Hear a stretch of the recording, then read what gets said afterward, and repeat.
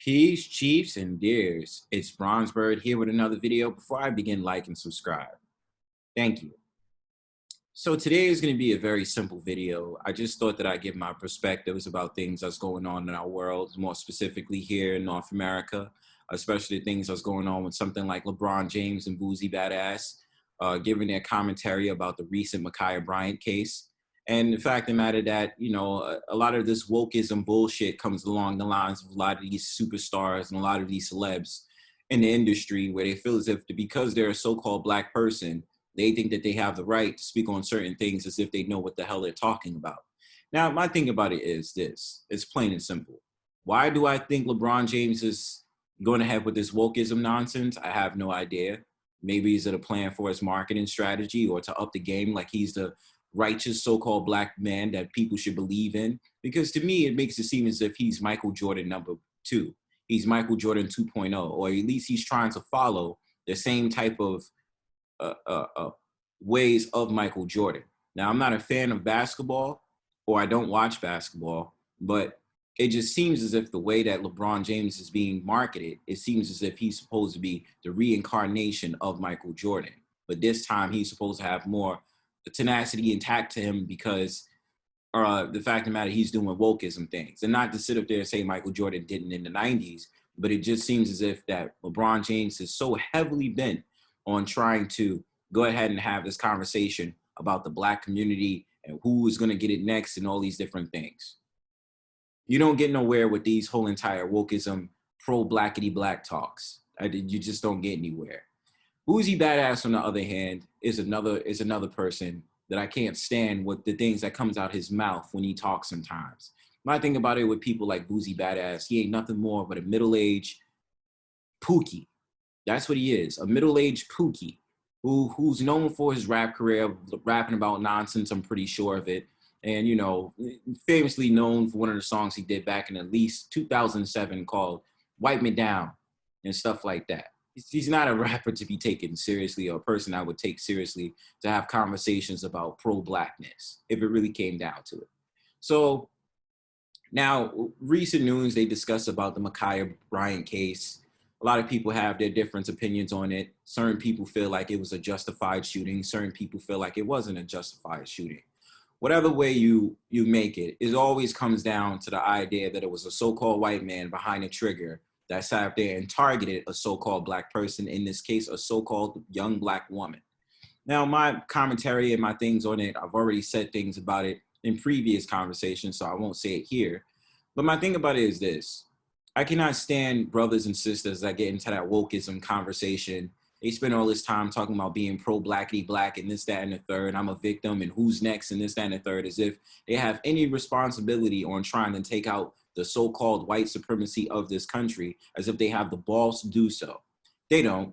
They just talk in an echo chamber and swear that everybody just agrees with them. And it's kind of like just jerking their ego to make it seem as if they're having productive conversations of what the black community could do and what they should do.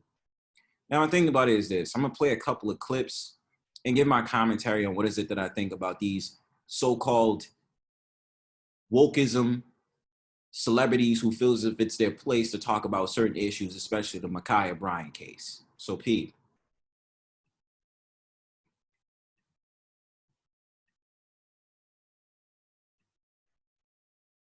This is Boosie Badass giving his lame-ass introduction about the things that he feels about the Makhia Bryant and talking about how O.J. Simpson gave his verdict about what he thinks about the situation. So let's hear it. So, Pete.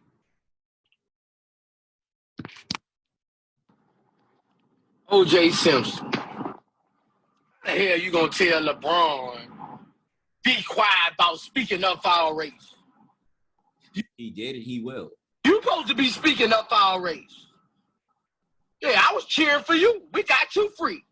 A black man got you free. Is he talking about Johnny Cochran, about the situation that happened in 95, about the whole thing that happened with the court system? And y'all know the story about O.J. Simpson and the famous car chase that happened in 1994 and about him killing a so-called white woman allegedly.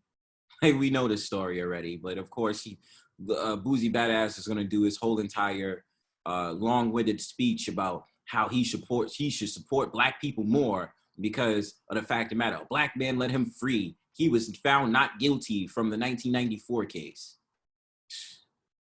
The black community got you free. And you won't tell them chill out? You need to chill out. You better chill out. Get the fuck off LeBron nuts. You better chill out. You wrong, man. You supposed to be the forefronter. You supposed to be on the front line for this black shit. And my problem with statements like that is that brothers like this feel as if like every so-called black man has an obligation to be for the black community. When you see things that's happening in shambles, why the hell would you sit up there and think it's plausible to back up a person like LeBron James who does all this wokeism shit and think that we're supposed to be the ones to stand up for him just because he's so-called black?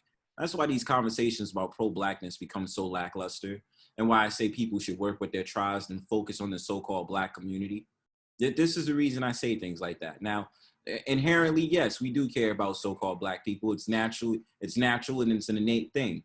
But at the same time, Boosie Badass doesn't know what the hell he's talking about. He tries to make all these random ass wokeism conversations because he feels like he has some type of clout to do so. He ain't nothing more but a goddamn middle-aged pookie who don't know when to shut the fuck up and to continuously make music, that trash ass music as much as he does, and stay in his lane. Now we're gonna get over to LeBron James and the whole thing that he was talking about in his video and all these different things. This is the video right here. I'm not gonna play the first clip because it's the actual clip of Makhia Bryant and the whole entire spiel that happened with her. So check this out. Okay, it doesn't play. So I'm gonna read the tweet with you guys. I'm gonna read it, and I'm gonna read the reactions people gave towards LeBron James about it. And of course, it was two so-called white people. So let's check this out. So his tweet says, "You're next. Hashtag accountability. LeBron James is inciting violence against an Ohio police officer. This is disgraceful and dangerous. Is the NBA okay with this? Is Twitter?" This is coming from Tom Cotton. Now, my thing about it is this. I don't understand the NBA's rhetoric. I don't understand the NBA's play on this, about LeBron James being this wokeism thing, but it doesn't surprise me. He's been doing this for years. He even had a Twitter beef with Donald Trump when Donald Trump was in office. So it doesn't surprise me things like this happen. LeBron James is just a mess. And of course, I believe he's supposed to be little Michael Jordan 2.0, but that's just my opinion. But, this doesn't surprise me because, there's a lot of racial sensitivity training that's taking place, especially with social media. Now they're trying to change the game and let more so-called black people have a voice. Certain so-called black people have a voice on it for the approval of wokeism, which is nothing more but a damn echo chamber about the so-called black man, such as LeBron James complaining and feeling as if he has an up in the game of trying to correct and trying to come at a so-called white person about certain situations. Now, again, I'm not going to give my opinion about what I think about the Makhia Bryant case. I'm just talking about in context about people like LeBron James and celebrities like him, because they do the same thing over and over and over again, and it starts to get old. Now, this is coming from Mike Cernovich. Remember when LeBron James Gate was vandalized with the N-word and he had no security footage of the incident and painted it over before police arrived? He's upped his game by threatening the life of a police officer. Now, I do remember that situation. And that was just like a lot of chaotic things going on at the times. And yes, I do understand that did happen because it was just weird about what the outcome was, as if it was just a projection he was making to make it seem as if it was on some type of racial type of time. You understand? So this is the last video I'm going to play. This last video right here. This last video is about police officers, whether they be the Blue Lives Matter or just regular everyday police officers who feel some type of way about LeBron James' tweet. So they're going to go ahead and give their opinions or mockery about the situation, and then they're going to have a conversation about it. So peep. I've arrived at that disturbance. We can have LeBron call my cell phone right away, please. Thank you. Excuse me, sir. Excuse me. No, can you put the knife down, please, sir? Sir, no, sir, don't stab it. No, stop stabbing. Stop. Oh, hold on. It's LeBron. LeBron, hey, yeah, it's me again. Listen, I'm out here at this disturbance call, and there's a guy trying to stab another guy with a knife. What do you think I should do? Why does that matter? Okay, well, they're both black. One guy's trying to stab another guy with a knife. Deadly force is completely justified. I see.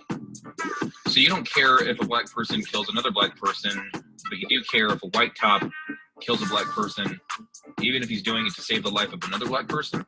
I mean, it doesn't make a whole lot of sense, but then again, you are really good at basketball, so I guess I'll take your word for it. All right. Yep. Okay. All right. Thanks, LeBron. Michael Jordan's the GOAT. What? Nothing. I gotta go. And, you know, obviously I understand the cop is talking about the double standard, that it's a little bit more nuanced or, you know, just different when it comes to situations about the quote unquote black on black crime. And that, it, you know, we do know exists that, you know, so-called black people can go ahead and murder each other or, you know, stab each other and it's no problem. But as soon as the so-called white man does it, everybody's up in arms about the situation and people are calling out racism. And I understand that double standard. I do see it, and I'm not taking any sides on this just so we have a clarification. But I do understand exactly why he's doing that, and as a mockery. So just to understand that right there. Sorry, guys, you're on your own. Good luck. LeBron! LeBron! This is damn ridiculous. LeBron! Where the hell is he?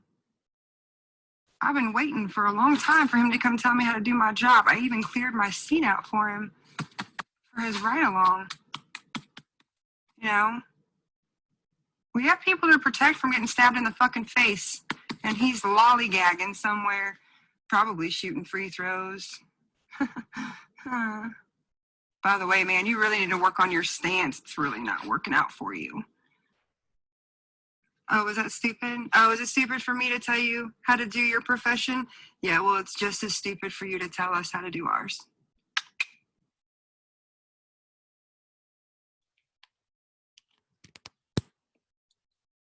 And again, I understood exactly why that was going to be a topic of conversation. You know, more police officers get fed up and it starts to become more of a sensitive type of conversation because now we're relating the idea of a profession to the idea of potential violence and all these different things. And I get it. You know, as a so-called black person, you know, I used to not believe in the cops. I used to believe the cops was full of shit and all these different things. And I get it. You still have bad apples in the police department. But what we have to understand is this, if I haven't said already.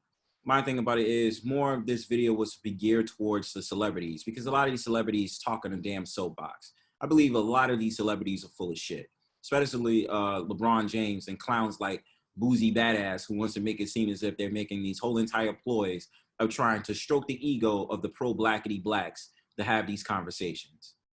And my thing about it is, yes, it's a sensitive topic of conversation that happened with Makhia Bryant, her being the assailant of a crime, right? The assailant of a possible murder, right?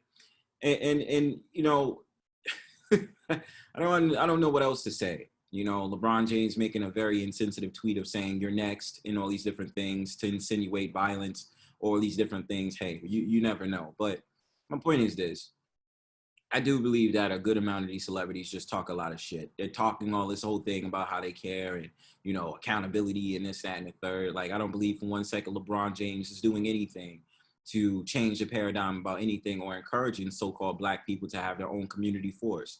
Or not show videos of so-called black men punching black police officers in the face and saying, you're a coon, you're this, you're that, because they're in a damn uniform. That's just my opinion. If you guys agree or disagree, make sure that you comment in the comment section, like and subscribe. Peace.